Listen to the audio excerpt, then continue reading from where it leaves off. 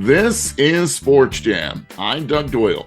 My guest today parlayed his success on the football field into a lifetime mission of service.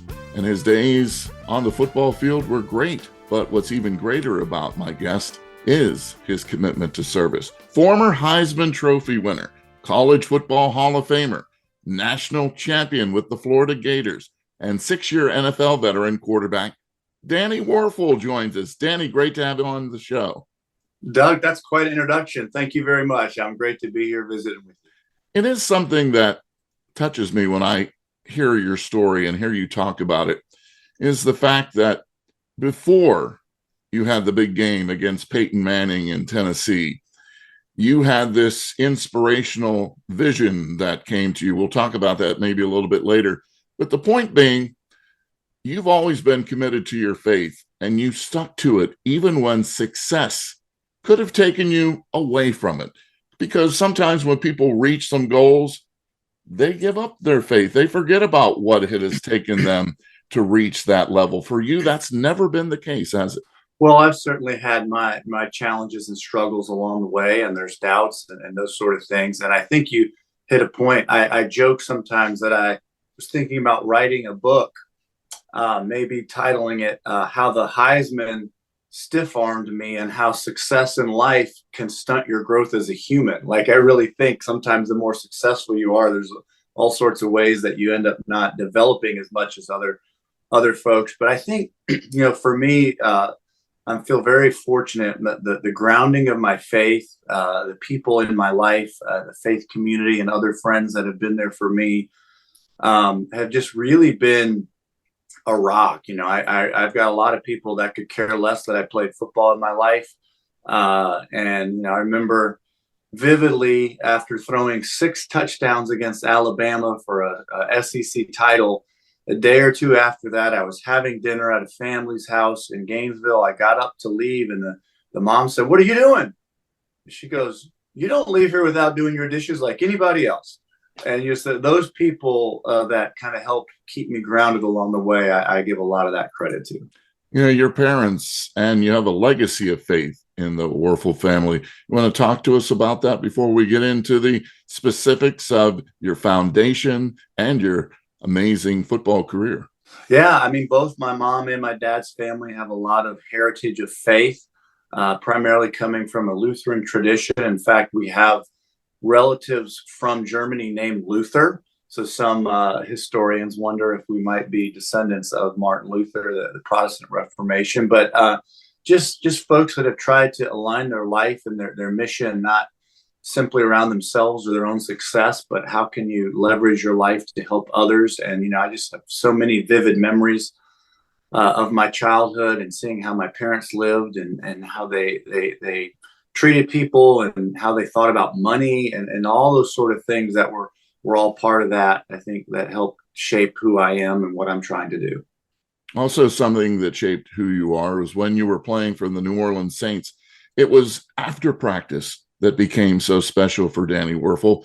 He would start taking part in the Desire Street Ministries after practice, and that has become a lifelong part of your life. Tell us about those days and why it was important for you to come off the football field but have this faith in your life. And Desire Street Ministries you're still involved. You're the main guy. Yeah, it's been a lot of years now, from 1997 to 2023. When I went, because of the impact that people had in my life in college and earlier, when I went to New Orleans, I didn't just see myself as a football player. I wanted to be a part of something in the city. So I was kind of looking and praying and trying to sense. And several things sort of led me to go visit this neighborhood, the Desire neighborhood, which was on and off the worst ranked neighborhood in the country, had the second largest public housing project at one point. And there was a small ministry there named Desire Street, because it's on the street of Desire Street, similar to the streetcar named Desire that many people have heard of. And so I went, and it was really shocking for me, Doug, to see, when I thought of poverty, I would envision, a third world country or some place maybe in Africa, or South America, or just somewhere else.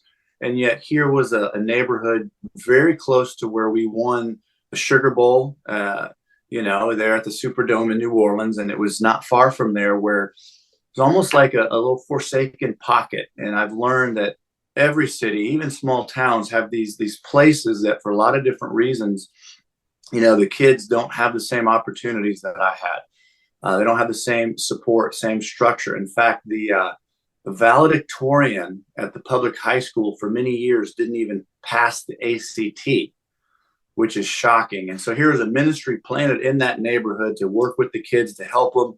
I was thrilled to be a part of that. Would help me play basketball, help with tutoring, help with Bible study. And the idea was to see that neighborhood impacted, and then perhaps one day impact more neighborhoods than just that one. And the Wuerffel Foundation deals with that, raising money, and it goes to Desire Street Ministries. You want to tell us about the foundation? Yeah, so Desire Street, I got involved and ended up working full time for Desire Street. Became the director in 2006. We moved our headquarters to Atlanta after Katrina, and now we're working in neighborhoods all over the country. I'm just really excited about the work that we do there. And then the Wuerffel Foundation was launched really to, one, help support that effort on a broader scale. So we're doing a lot of work to support Desire Street, but then the foundation also allows me to help other nonprofit leaders that might not necessarily simply be doing work in under-resourced neighborhoods. So I've got to work with a lot of former athletes and help them launch their foundations and what they're doing. And then, a big staple now of the Wuerffel Foundation is the Wuerffel Trophy, which is the college football award for community service. And I'm really, really excited about this. I mean, there's so many young men doing great work in their communities. And as you know, typically, I don't like it, but it's sort of the way of the world that unless an athlete's like the best player on the team or the best on the best team, or they do something really dumb, you usually don't hear much of their stories. It's kind of like the offensive lineman. You never hear about a lineman until he commits holding or he jumps off sides, which is unfortunate. They may play a perfect game, but they make one mistake. Well, there's a lot of guys doing great work, and the Wuerffel Trophy gets a chance to spotlight all of that, highlight it, and present a winner. So really excited about both Desire Street and then now the Wuerffel Foundation. Speaking of community service, the guy's jersey that's behind me, Rocky Blyer, has been always about that wherever he has been, and helping others, and his commitment to the military and veterans and things like that. You both are champions in both when you talk about on and off the field. When you look at your award, it's really the college version of the Walter Payton Award. People who are doing great things in their community. You have to be so proud that your name is attached to a major college award. Still, all these years, Danny, after you won the Heisman Trophy. Yeah, when they first came to me, there was a group of guys that said, we want to name a college award after you, and I was very honored. But I was like, the last thing I think the world needs is another college football award. And they're like, no, this is different. This isn't about touchdowns or receiving yards, or this is about community service. And ultimately, it was the former executive director of the Heisman Trophy, Rudy Riska, who really convinced me. He said, Danny, the world could use an award like this, and so it's been very, very humbling to be honored in that way.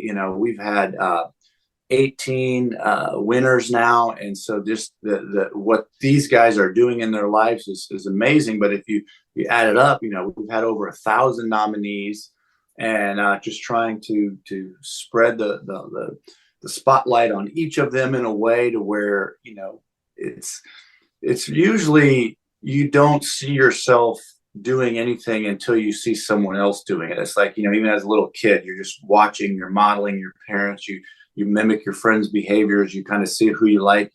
You want to wear the Air Jordans because Michael Jordan's wearing them, it's all these sort of things. And so when you see people doing things, I think that inspires us all to do more. So that's what we're trying to do. Those who are watching the video version of Sportsjam can see a helmet behind Danny. That is indeed the helmet from his senior season, where he just set all kinds of records. I mean, touchdown after touchdown. And he had 4 SEC championships. And of course, as I mentioned, winning the Heisman Trophy. And Wuerffel goes down hard. The ball is caught by Jaquez Green. Danny Wuerffel was just ripped as he let it go, but he hit his man right where he had to hit him. Wuerffel lets it go again, right on the number. Hilliard gets loose. It's a touchdown for the Gators. Oh boy, you beat on him like an old church bell, and suddenly he's stuck it in the end zone.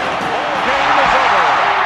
The Florida Gators have staked their claim for the national championship of the 1996 season. I love the conversation that you had with Tony Dungy, where you talked about no matter, you could have won any kind of award, but Heisman Trophy seems to surpass everything when they talk about the first thing they mention. They could talk about your lifetime commitment to service, but you're always going to hear Heisman Trophy winner before that. That senior year, do you have a moment during that year that you said, it's all happening? Was it the game against Peyton Manning?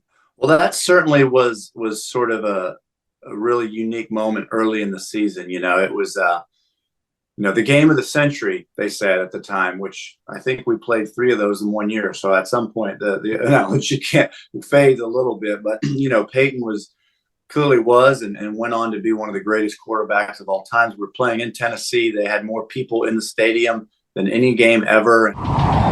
The University of Florida takes the field at Tennessee with the Gators' goals almost identical to the vision of the Volunteers. The symmetry of these two schools starts at quarterback. 2 gunslingers who hit their targets anywhere on the turf. Danny Wuerffel seeks nothing less than a national championship and believes his Gators will climb over the top this year. But Peyton Manning is giving chase to the national championship too. Football at its fearless best. All out for an eventual shot at number 1. The buildup has lasted a year, and now it's arrived. Florida takes on Tennessee, coming up next on CBS. Play action, Wuerffel, end zone, touchdown, Florida. Terry Jackson.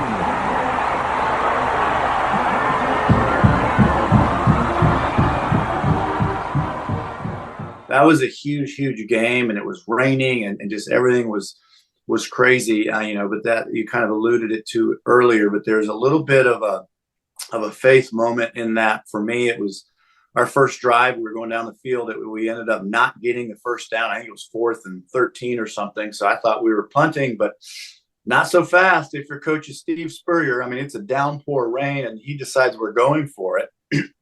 And so I was pretty caught off guard there, but he had called timeout, so I was on the sideline. And the weird thing, I just remember having this little vision. It was based on a little devotion I had read about just almost like the moment stood still, like a movie. And in my mind, I just had this vision of Jesus walking onto the field and being interested in what was happening for a second, but then he left to go do something else. And I just thought, well, where's he going? Maybe there's something more important than this. And in my mind, I, of course, didn't do it, but I just dropped that helmet there on the ground and followed him out because there must be something else more interesting. And for me, what that did was it took some of the pressure, like game of the century, really, like, there's a lot of people watching, but how significant is this moment in history? Not really. For the Gators, yes. For the Vols, yes. But in the arc of human history, it's just the game. And I went out. He called a 15-yard in route to get the first down, but the safeties cheated like they probably should. So I threw the clear out post, and we got a touchdown, and we went on to win the game. And that really set the tone for that whole special year. What a season it was. Could you imagine if you really did put the helmet down and you walked off the field and you would have had to explain to the media later why you did it? But what's interesting is that I think other people have those kind of moments where they realize the game isn't as important, but it's usually after a tragedy. It's usually after something happens in their life to their family member or something like that, that they realize, hey, I don't need to watch football this week. This is where I should be. But for you, you were right in the moment of the biggest game of your life. So that says something about Danny Wuerffel, and we're pleased to have him as our guest here on Sportsjam. There's so much to talk to you about that I don't even know where to start with some of these, but I do want to talk about the fact that when you see neighborhoods that need help, what is the thought process that goes? Because poverty, we have it all over the country, right? We have homelessness, we have people who are hungry. What are the areas that you focus on and say, yeah, these are the areas that we need to address? Well, we've our model, and there's different models for doing things, and there's strengths and weaknesses to all of them. So I'm not saying this is the perfect one, but the one that we've been led on is a neighborhood-based approach. So we're not like trying to help the south side of Atlanta. We're trying to help the Summerhill neighborhood, for instance. And so there's different neighborhoods. And the other thing that we found, and this was a big shift for us, was originally we were going to start new desire streets in all these different neighborhoods to serve the people. But what we found was in most places, there already is somebody there that's been there, that's doing incredible work, but that typically doesn't have the resources, the training, to do it, and they're burning out. So kind of our space in this whole kind of puzzle of making a difference has been, if we can find those people and support them for 4 to 5 years, help them develop their organizations, help them develop their board of directors, their funding, help them develop more skills, as leaders. I was a pretty good passer and a pretty good quarterback when I was coming out of high school, but Steve Spurrier took that and took it to another level and taught me how to think deeper about defenses and the timing and the face positions. It was a coach and the support that helped me do the things that we've talked about on the field. So a big part of our deal is supporting local leaders in their work, and that makes a difference. Now on the ground, we kind of look at what makes for healthy neighborhoods, and we think of having access to healthcare, having access to stable housing, having access to some economic development or a job or something. Education is key, is a huge one. And then for youth, having opportunities to do things where they're not just on the streets. And so you kind of put all those things together and you look, and most of our partners are addressing one or more of those issues, and we're helping them to work on those fronts. And then, of course, as a people of faith, we also want to provide some spiritual direction along that. And in some cases, some of our partners have started or run churches. You mentioned the word youth. Well, you have 3 children with your wife, Jessica. Take us into one of the conversations that you have with your children. What are you talking to them about? There are so many things that are happening in this world today, so many conflicts, so many pressures. What's the conversation that you have at the dinner table with them? Man, that's all over the place. Every now and then we can have a conversation about why we should take deep breaths before we respond to something and say something, and we can try to work on that. We try to talk about being generous and caring for other people, and then other times I'm trying to convince my boys who are not young anymore why they shouldn't pick their nose in public and do silly things. I mean, we've got some knuckleheads as well. And, I'd love to know what others are telling their kids, because that's been a big challenge for us, is how do you try to raise and influence other human beings who are different and they have different personalities. And it's been very challenging. We have 3 awesome kids, but they're all very unique, and they push back. And that's been a big challenge for us as well. So, man, our conversations at dinner cover a lot of ground, from some profound to some pretty crazy crazy things too.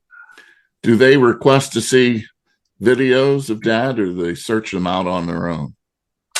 When my oldest, he's a freshman at Florida now. When he was young, he had never seen me play. I'm trying to think back when this was, and we were at my parents' house, and I actually.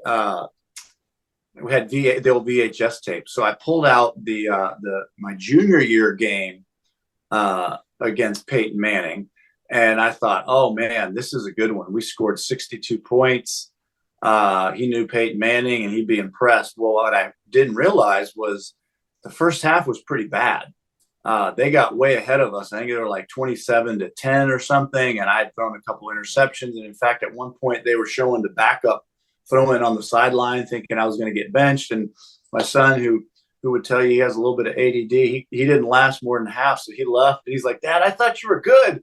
And so he didn't even see the second half when we scored 9 straight touchdowns. So they were a little late to it. I think as they got older, there's some YouTube clips, and it's more often when they run into one of their friends who's a big Gator fan where they even remember that I was a football player. So who was the influential one when it came to him going to Florida?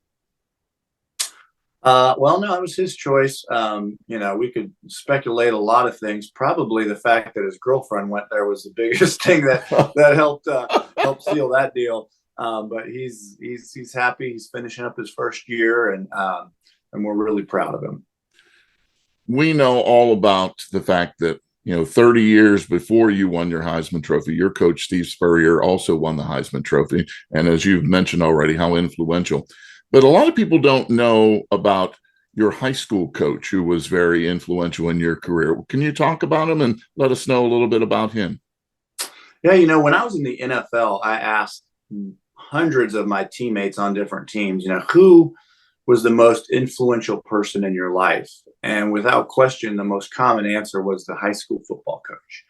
And for me, I was blessed to have a lot of people impact my life at different places. But Jimmy Ray Stevens was an amazing leader and coach. My sophomore year, we were 3-7, and they fired the coach and they brought in some new coach, and he comes driving in a red Nissan Maxima.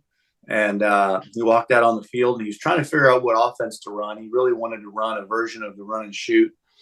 I just remember we went on the field. And he said he wanted to see if I could do a 5-step rollout and throw a couple passes. And after about 3 passes, he said, "I know what offense we're going to run." So we put this run and shoot together, but we also ran the triple option. So we were doing reads and veers and triple option and run and shoot, and it was really fun. But the thing that really stands out was, he basically preached to us every day. We used the word champion, and it was an acronym. And one day he'd teach on the C, which stood for character. Another day he'd talk about H, which was heart, A for attitude, M for mental toughness, P for having poise and pride in your work, I for having initiative to start something, O for caring for others, and N for nerve. And this is how many years later? 31 years later, and I still remember these things that he taught us about being men and leaders, and then of course the success we had that led to me getting a chance to play at a place like Florida for a coach like Spurrier. So definitely Jimmy Ray Stevens impacted my life a lot. One of the biggest issues in college sports today happens to be NIL, name, image, and likeness. And now, just recently, you've agreed to serve on the advisory board of Florida Victorious. Tell us about that and why you decided you wanted to get involved in this issue. Well, and I told them when they asked me, if I put up my top 10 or 20 or 50 goals in life, one of them was not on the list to help NIL. Like that's not something in general that I'm excited about the way that's played out. In particular, I'm okay with the concept of name, image, and likeness, and people that have developed and done well at their universities to be compensated. The part that's so weird is how it's become just almost this recruiting bargaining chip for high school kids and transfer portal kids. That's really not the spirit of it. So I'm really not excited about that part of it.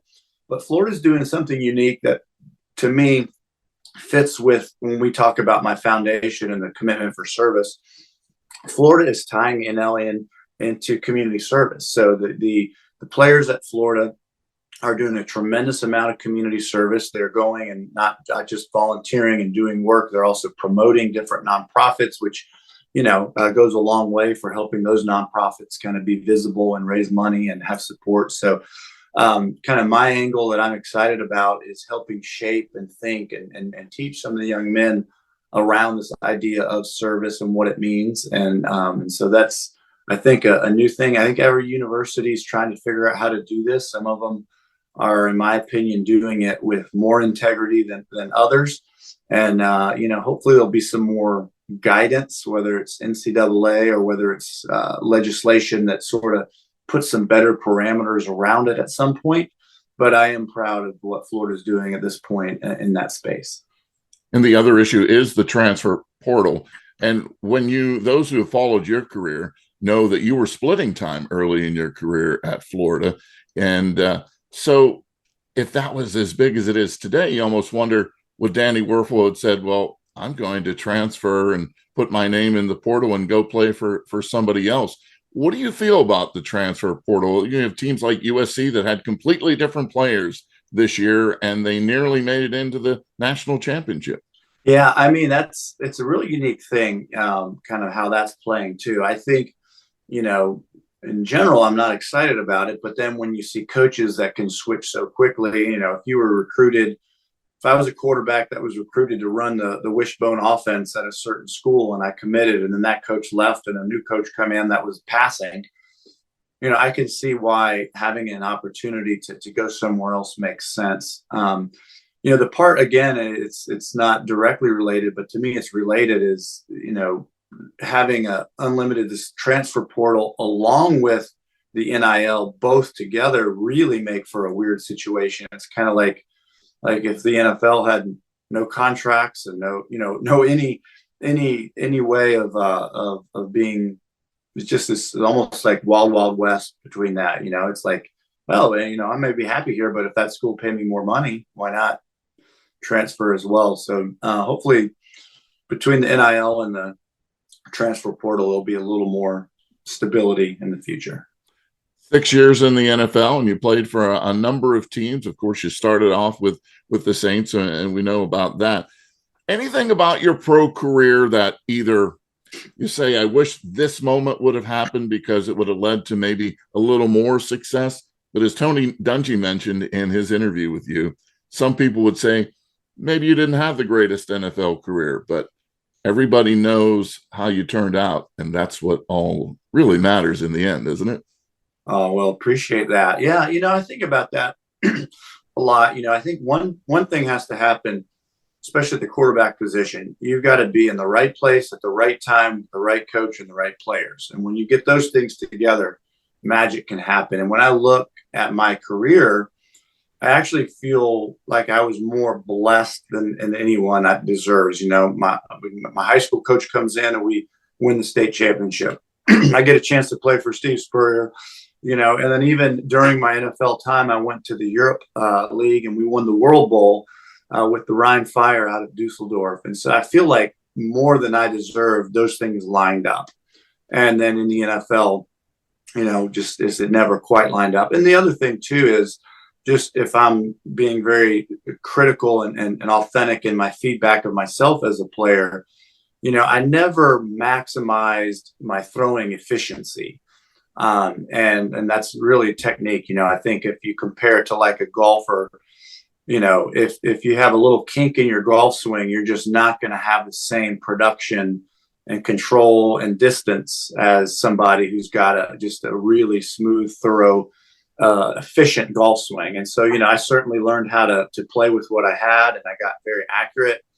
But just in terms of the efficiency of some of the more higher velocity throws, I just wasn't at that same level as a few of the guys. And I think that also contributed to why I didn't get the type of opportunities or maybe have the success. So, that's tough to say, because I worked on that probably harder than anybody. I probably threw more footballs over a course of time than anybody on the planet, which is why I probably have terrible arthritis in my shoulder and can't throw anything anymore.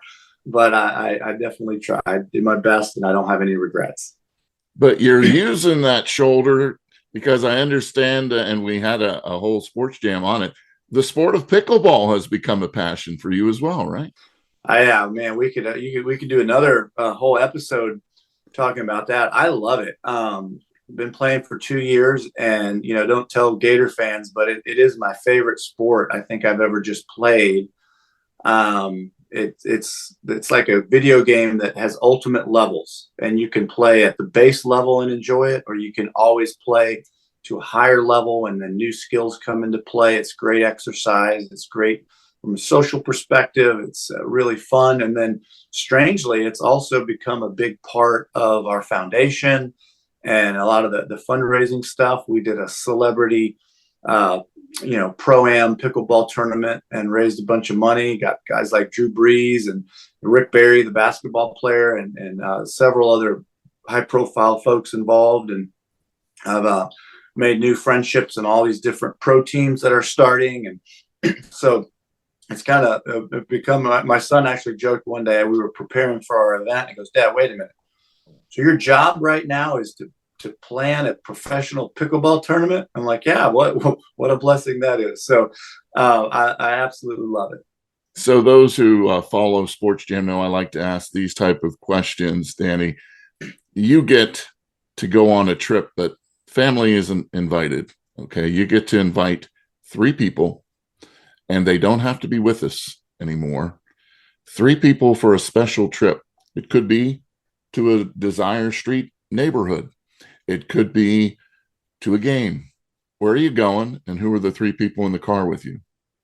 Man, let's see. I'm going to go one with a biblical character, and I normally would say Jesus, so that would probably be it. But then also part of me thinks, well, Jesus is always with us, so maybe a Solomon for his wisdom, or David for just his crazy leadership and heart after God.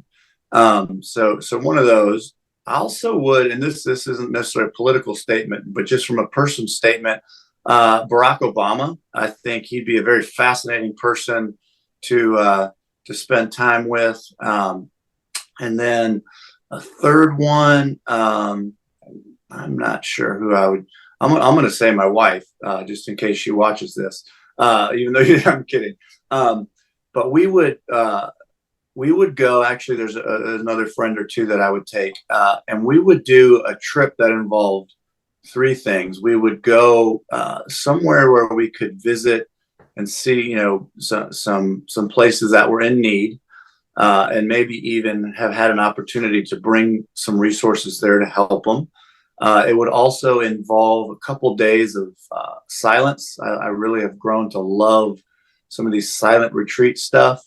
And then a couple days on some island there nearby. So I'm envisioning we're actually not driving. We're flying to a place down in the island somewhere that we could help some folks. We could have some silent retreats, and then we go to a place where I had some golf and pickleball. There you go. Although with Obama, we probably have to play basketball. Wow. Very well thought out answer. Appreciate that. We just have a couple of minutes left, and you mentioned your wife. So I want to, you don't have success in life and be able to be such a humanitarian without a partner by your side like Jessica. What do you want to tell us about her that really helps this family and your foundation succeed? Well, I think, largely because of her faith and because of the way that she's wired, she is one of the most frugal people that I know. And, she was living on $600 a month working for the Domestic Peace Corps when we met. And, we've made life decisions and live as simply as we can. And so, just the ability to live well below our means and then be able to be generous has been very important. She's one of the most hardworking people I've ever met, and one of the most faithful, fiercely loyal to her family and her friends. And so, the worst thing you'd want to do is get between her and one of her kids in a fight. People always ask me, with my kids, and especially my daughter, if anybody ever mistreats her, what are you going to be, and how are you going to handle that? And she's got her brothers. I'm like, oh, we'd never get there in time because mom would have already taken somebody out. So we're very, very lucky to have Jessica as the wife and mom in our family. It's fantastic. And those who are listening and go, boy, I'd like to hear Danny talk a lot more. Well, he has speaking engagements all over the country. He does all kind of speaking. events. So you will be able to catch him as he goes along, and he continues with his success with the Desire Street Ministries. And for Gator fans, boy, at some point they're probably going to hear pickleball champion and former Heisman Trophy winner with the Florida Gators, and they're going to go, what? What? Great having you on the show. Thanks for being who you are, and continued success. Thanks, Doug. I appreciate you too. I mean, you obviously did a lot of homework and you asked some really great questions. I really enjoyed visiting with you. Good luck. Keep up the good work.